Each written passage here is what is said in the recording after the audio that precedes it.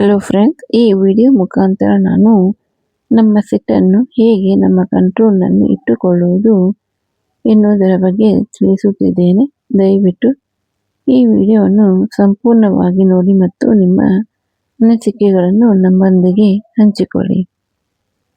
ಮೊಟ್ಟ ಮೊದಲನೆಯದಾಗಿ understand your triggers, ಅಂದರೆ ನಿಮ್ಮ ಕೋಪಕ್ಕೆ ಪ್ರಚೋದನೆಗಳು ಯಾವುವು, ಕಾರಣಗಳು ಯಾವುವು ಎಂಬುದನ್ನು ತಿಳಿದುಕೊಳ್ಳಬೇಕು.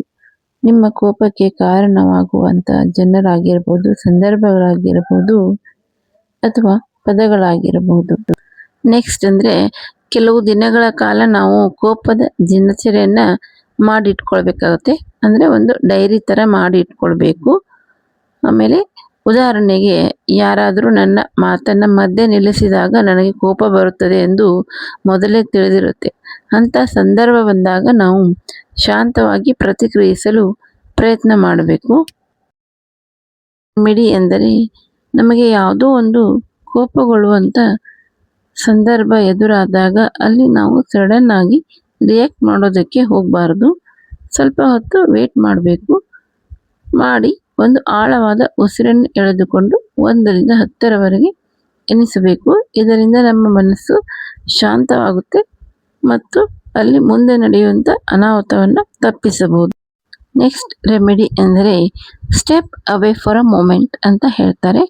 ಕೋಪ ಬರುತ್ತಿದೆ ಎಂದು ಅನ್ನಿಸಿದಾಗ ಸ್ವಲ್ಪ ವಿರಾಮ ತೆಗೆದುಕೊಳ್ಳಿ. ಅಲ್ಲಿಂದ ಸ್ವಲ್ಪ ದೂರ ಹೋಗಿ ವಾಕ್ ಮಾಡಿ, ನಂತರ ಸ್ವಲ್ಪ ನೀರು ಕುಡಿಯಿರಿ ಅಥವಾ 1ರಿಂದ 10ರವರೆಗೆ ಎಣಿಸಿ. ಇಲ್ಲವಾದರೆ ನಿಮಗೆ ಯಾವುದಾದ್ರೂ ಇಷ್ಟವಾದ ದೇವರಿದ್ದರೆ ಆ ದೇವರನ್ನು ಮನಸ್ಸಿನಲ್ಲಿ ನೆನೆಯಬೇಕು. ಇದರಿಂದ ಮೆದುಳು ಶಾಂತವಾಗಲು ಸಮಯ ಕೊಟ್ಟಂತಾಗುತ್ತೆ. ಅತಿ ಮುಖ್ಯವಾದ ಇನ್ನೊಂದು ರೆಮಿಡಿ ಎಂದರೆ ಪ್ರಾಕ್ಟೀಸ್ ರಿಲ್ಯಾಕ್ಸೇಷನ್ ಟೆಕ್ನಿಕ್ಸ್, ಅಂದರೆ ಧ್ಯಾನ, ಯೋಗ ಅಥವಾ ಸ್ಟ್ರೆಚಿಂಗ್ ಎಕ್ಸಸೈಸ್ಗಳನ್ನು ಮಾಡುವುದು ಅಥವಾ ಸೈಲೆಂಟ್ ಮ್ಯೂಸಿಕ್ಗಳನ್ನು ಕೇಳುವುದು. ಇದರಿಂದ ಮನಸ್ಸಿನ ಒತ್ತಡವು ಕಡಿಮೆಯಾಗಿ ಮತ್ತು ಕೋಪ ಕಡಿಮೆಯಾಗಲು ಸಹಾಯ ಮಾಡುತ್ತವೆ. ಚೇಂಜ್ ಯುವರ್ ಥಿಂಕಿಂಗ್ ಎಂದರೆ ಕೋಪದ ಚಿಂತನೆಗಳನ್ನು ತಾರ್ಕಿಕ ಚಿಂತನೆಗಳೊಂದಿಗೆ ಬದಲಾಯಿಸಿಕೊಳ್ಳುವುದು. ಉದಾಹರಣೆಗೆ, ನಮಗೆ ಯಾರೂ ಸರಿಯಾದ ರೆಸ್ಪಾನ್ಸ್ ನೀಡುತ್ತಿಲ್ಲ ಎಂದಾಗ ಕೋಪ ಬರುವುದು ಸಹಜ. ಇದು ನನಗೆ ಅನ್ಯಾಯ ಎನ್ನುವುದಕ್ಕೆ ಬದಲು ನಾನು ಇದನ್ನು ಶಾಂತವಾಗಿ ತಾಳ್ಮೆಯಿಂದ ನಿಭಾಯಿಸಬಹುದು ಎಂದು ಯೋಚಿಸಿ.